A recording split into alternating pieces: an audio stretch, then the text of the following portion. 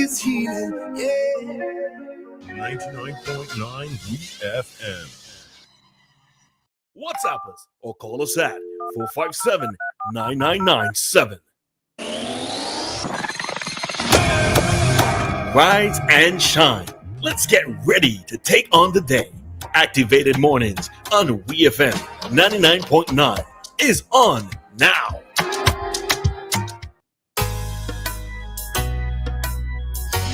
Alrighty, so good morning to everybody. We are back with you for another Activated Mornings program here on WEFM. And the time here in SVG, it is 7:20, and already we have on the line Mr. Philbert Peejohn to provide us with his commentary for today. So Peejohn, good morning to you. Good morning, Roleza. Good morning, Dianna. Good morning. I hope you're all having a good day. So far. Going back to the cricket issue, it seems as if that is still alive. Given some reports I heard about last evening. And the question I have is this.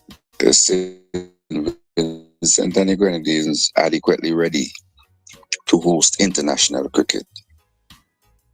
Now, over the years, St. Vincent and the Grenadines has made tremendous efforts to develop its infrastructure and facilities to host international cricket. The transformation of the Annisvale Stadium is a case in point. It may justly be argued that Annisvale is one of the most vibrant venues in the region, attracting large and vociferous crowds. Yet we have been deemed not ready for big fixtures such as West Indies versus Australia. Now, why are we not ready, if that's the case? And could the reasons have anything to do with some of the things I'm going to list? One, facilities. The quality of the stadium, pitch, the practice facilities are critical. Annisvale has been recently upgraded. The government invested millions in this regard. Perhaps the facility is still lagging in some areas and may require more to be done to meet international standards. Then we have accommodation, housing for teams, officials, their family members, fans, and media workers, for instance, is crucial. Each team may attract hundreds of followers in their trade. The host country must therefore be in a position to accommodate them all.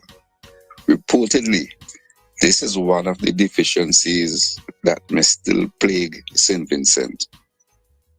Then we have logistics. Efficient transportation links, including airport access and local transport, are important for teams and fans alike. St. Vincent and the Grenadines appears to be well served in this area. Nevertheless, there may well be some impediments in this regard. And then we have experience with international fixtures. Previous hosting of international matches adds to the credibility and experience of local organizers in managing international matches. SVG is relatively new to hosting compared to several other territories in the region. However, we have generally obtained favorable post-match reviews. And then we have local support. Relevant government agencies and the Cricket Association must do all they can to support these events. This involves getting crowds to fill the stadium, providing financial resources where necessary, and ensuring that adequate safety and security measures are in place. Has SVG acquitted itself well in this regard? I haven't heard of any report one way or the other. While Annisvale is a wonderful venue and has even greater potential, we may still be falling short of the mark as it currently stands. Now, in rationalizing the failure to slate fixtures for West Indies versus Australia at Annisvale, the president of Cricket West Indies, Dr. Kishore Shallow, claims we have been caught out relative to accommodation, associated services, and the cricket pitch. Now, should we blame Dr. Shallow? Or should we say, let us not blame him as some are willing to do? Instead, take time to thoroughly assess the situation and make the necessary adjustments accordingly. And the debate will continue. And that's my rant for the day. All right. Thanks, Peejohn. All right. I suppose that for us, as you indicated, that we're sort of new to trying to hold big matches, and our tourism product, in a sense, in terms of accommodation, etc., logistics, etc., we are still somewhat new, as opposed to the other regions who have already had this sort of downpact for a few years. So maybe it's a case where we need to scale upwards in terms, rather than trying to go big fully one time. So with the deficiencies that you've mentioned, I suppose it's just for the authorities to find a way to somehow adjust. But maybe for us as Vincentians, we just have to think about it as us doing it step by step, bit by bit, instead of trying to, thinking that just with having the Annisvale playing field upgraded and having like bigger places, places of accommodation such as Sandals, etc. Here, maybe we have to take it bit by bit instead of the other things. So, it's maybe. Okay. Maybe. So thank you very much. And enjoy the rest of the day, both of you. You as well. Thanks, Peejohn. Okay.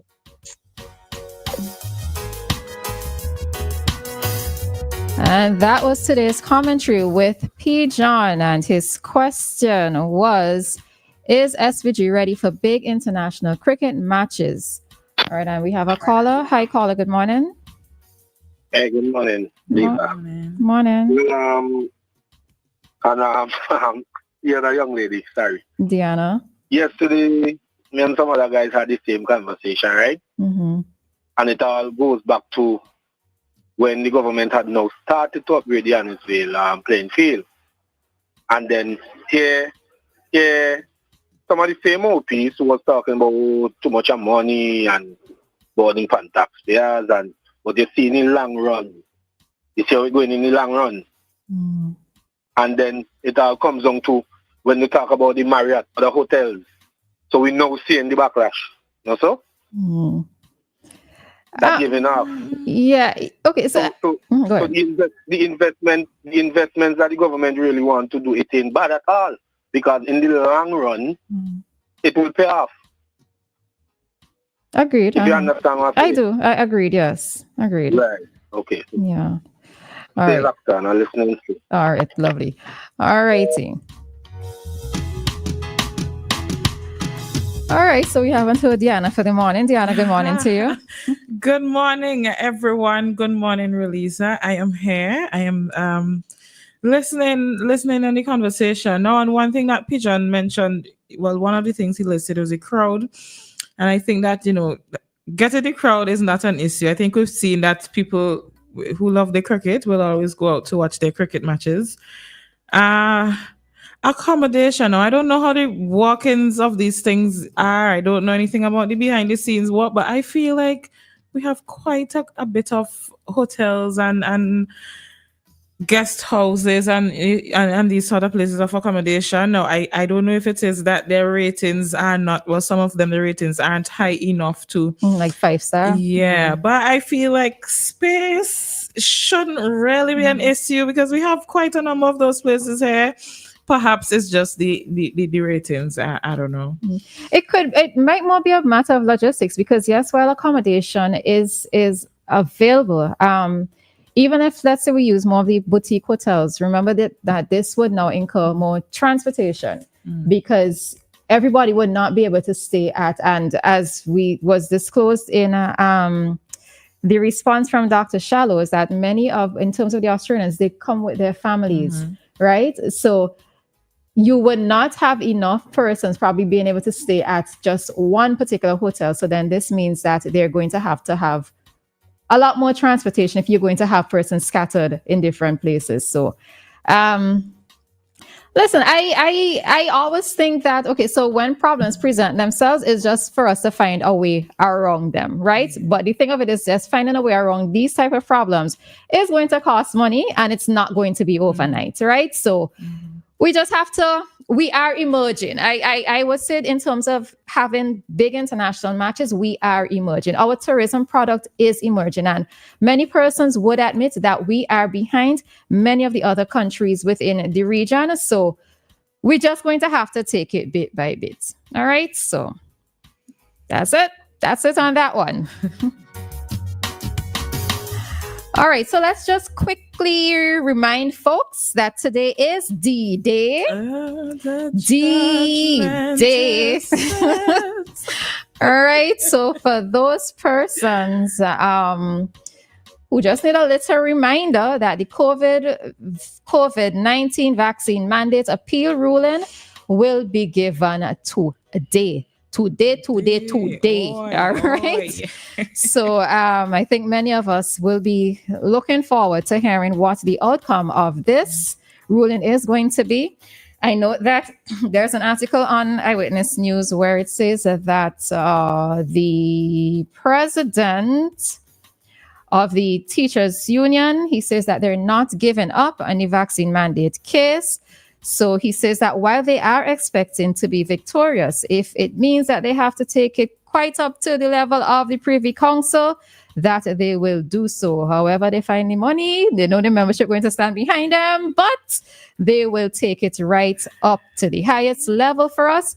And but they are expecting to be victorious. And we have to admit that the outcome of this may have some significant implications some months ahead, all right? Could possibly have some significant implications some months ahead, but we will await and maybe we will discuss a little bit more tomorrow. When the ruling comes out, we will discuss a little bit more tomorrow. So those who have their fingers crossed, well, you know what? Two different sets of persons might be having their fingers crossed right about now, right? So that's true. Whichever side you're on, fingers crossed, and we will hear what happens later today. All right. Let's take this call, but okay. Hi, caller. Good morning. You have like a minute. Oh well, probably I will have to call back them because a minute wouldn't sufficient at all for me to put in my 2 cents. Oh, so I will have to call back. Even though if they talk to me, then I will call back. All right, no problem. I recognize your voice. Have a good one. Hope you're having a good morning. Yes. This voice can't hide at all. And you will continue to hear it around this season. I believe you. All right. I believe. All right. Yes. And I still checking out all your things, right? And I don't tell you about saying that's on air, you know. You know that is our personal business. About? We ain't going down that road now. We go talk later. All right? Oh, yes. Later. Yeah. All right. Okay. All right. So we are going to head out of this segment at this time. And then at 7:45, be back with more commentary when we are expecting a call from Kingsley Freitas. But before then, at 7:35, we will bring to you today's traffic talk. All right. So you have absolutely